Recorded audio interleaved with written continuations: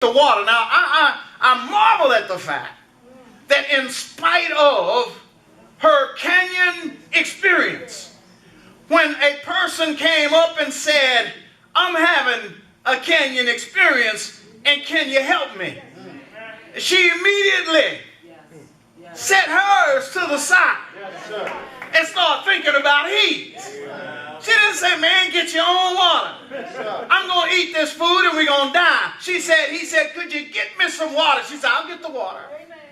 He said, well, what about the meal? She said, I don't have that much.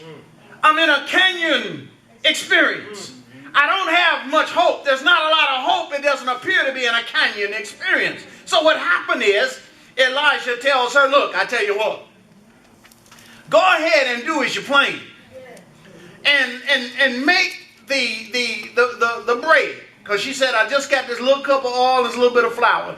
Go ahead and make the bread. However, what I want you to do is set your canyon experience to the side and focus on my canyon experience. And when you take care of my canyon experience, yours will be handled. Amen. Yours will be handled. All you got to do is you take care, help me with mine. If you help me with mine, yours will be handled. Basically what he said is the flour will not run out and that cup of oil will not go empty. But I ask you to take care of mine first and you won't have to worry about yours. And so what happens is that the woman says okay, and so she makes the meal. But one thing, if you'll notice in this, that when you're having a canyon experience, the canyon is provided by the sovereign one.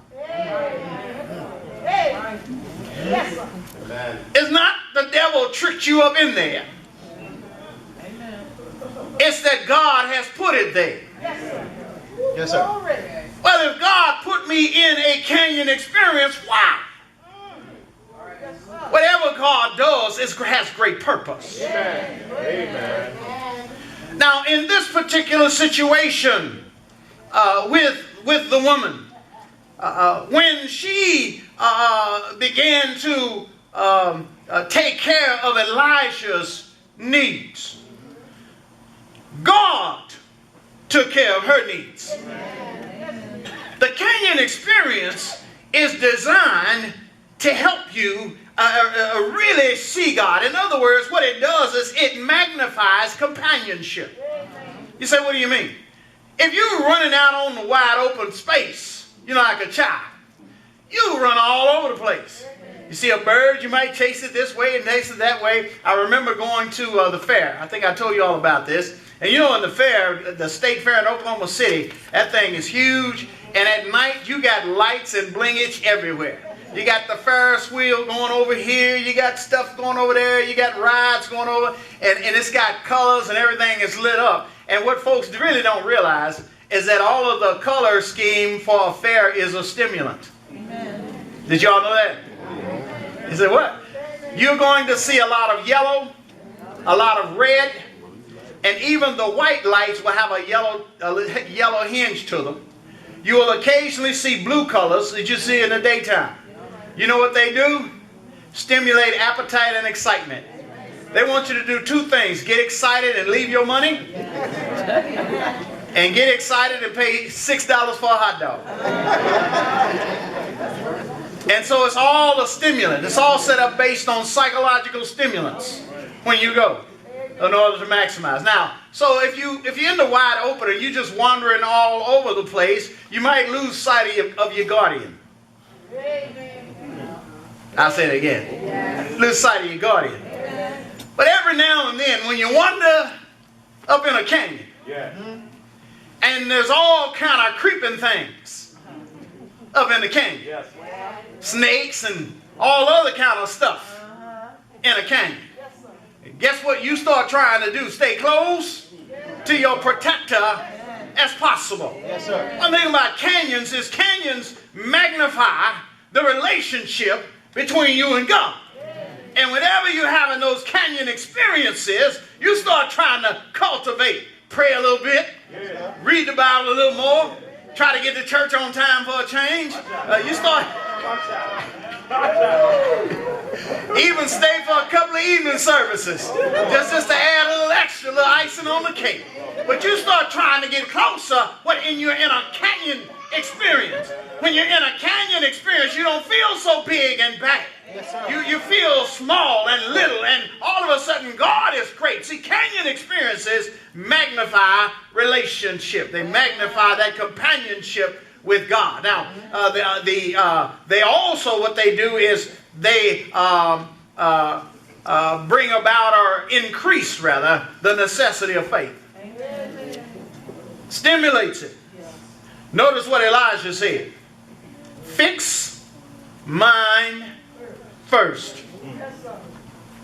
Now, if you are saying, I'm going to eat this and my son and I, this is all we got left, and then we're going to die. Excuse me. And someone comes up and says, fix mine first. And if you go ahead and use the flour and the oil to fix me some bread, when you go back to the jar, there's going to be more flour in it. And there's going to be more oil. Person might say, well, I don't know about that. Let me see if I pour a little bit over here and check the jar. That's not faith, that's doubt. Let me put 2 tablespoons over here and see if they come back. That's not faith, that's doubt. Faith does what God says, the way God says, and whenever God says it. That's what faith does. So you go ahead and you fix his. And then you look and there's more. Then you fix some for you and your son. And you say, what are we going to do tomorrow? And you check and it's back in there. And you say, surely this person must be from God. See, faith is developing. That's what canyons do. Canyons help develop and cultivate your faith. And they also illuminate your understanding.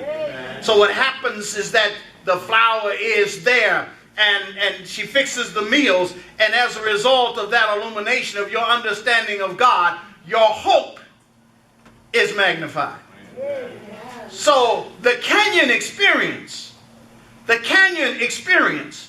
actually causes a greater cultivation, drawing closer in companionship with God. Canyon experiences will cultivate your faith if you understand what's going on. Canyon experiences, rather than rob you of hope, will actually increase your hope. Right. Right. Amen. Right. Amen. You hear a lot of Christians who will come in a canyon and they will ask the church to pray for them. Understandably so. For help and strength, etc.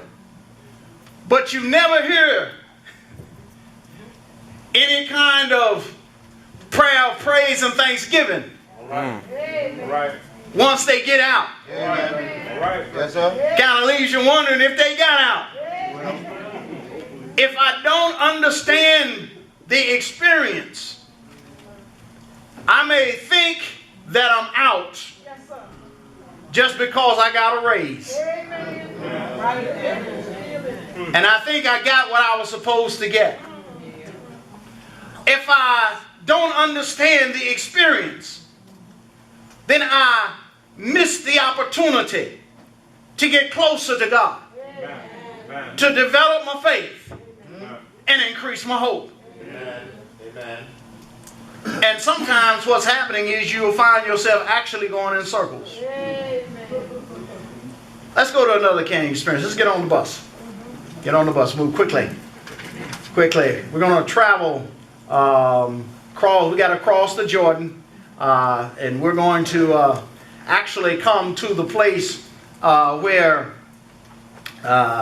years later, where Elijah was, and that is Samaria, when he went and talked to Ahab. And so we come to this place. This is in John chapter 4.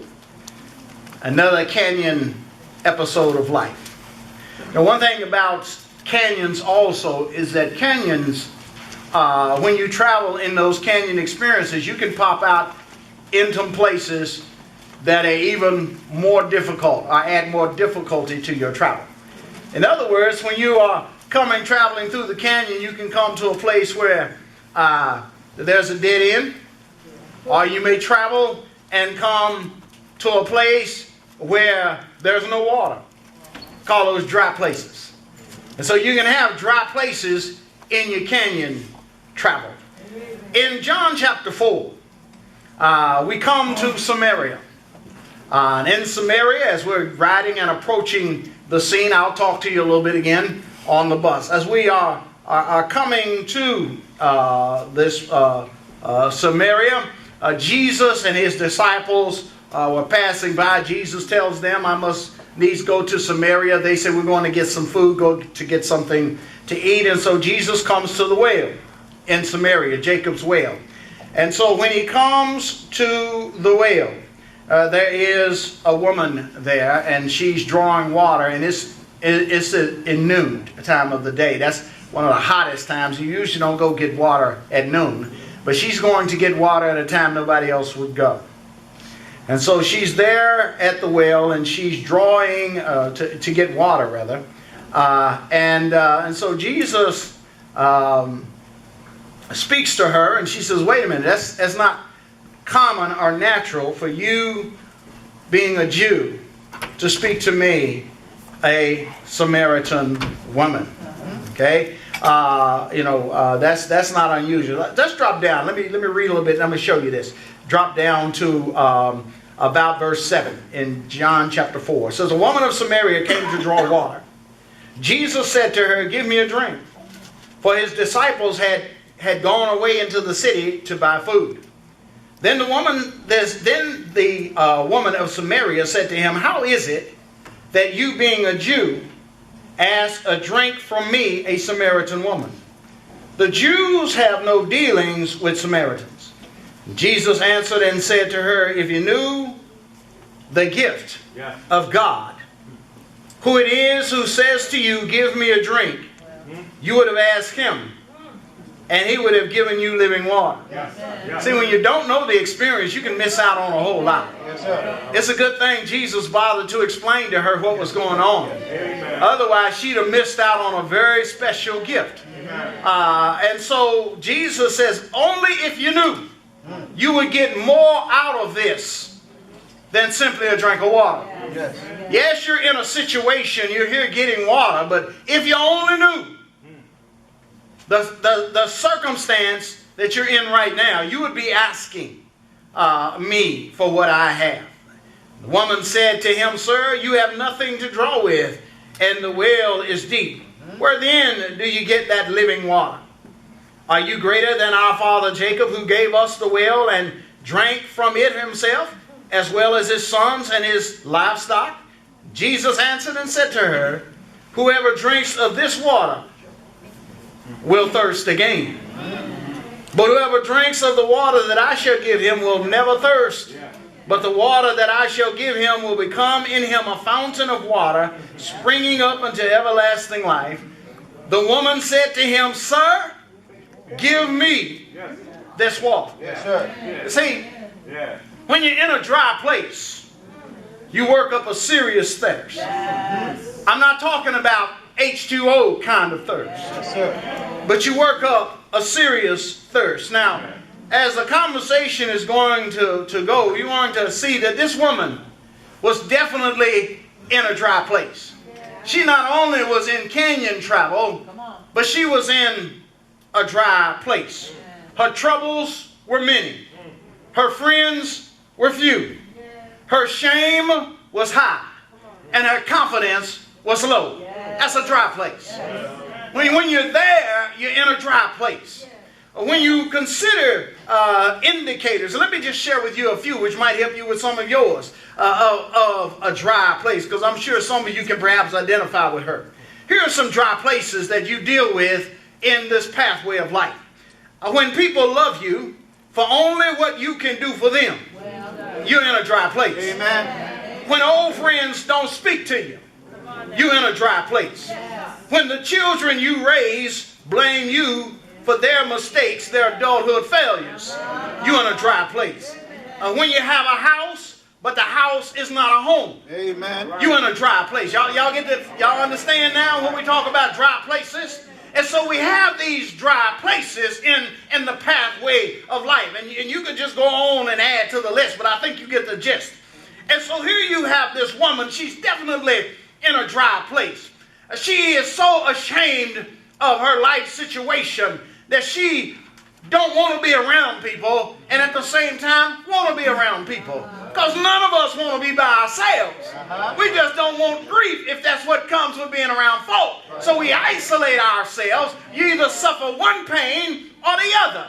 And so you feel the pain of loneliness you can control. But the pain that comes from folk who don't want to be around you, you can't control them. So therefore you take the one of the two pains, but the one which you consider you can manage best. You're in a dry place then. And so here this woman is. And when you look and you think in terms of the conversation that she has with Jesus, Jesus talks to her about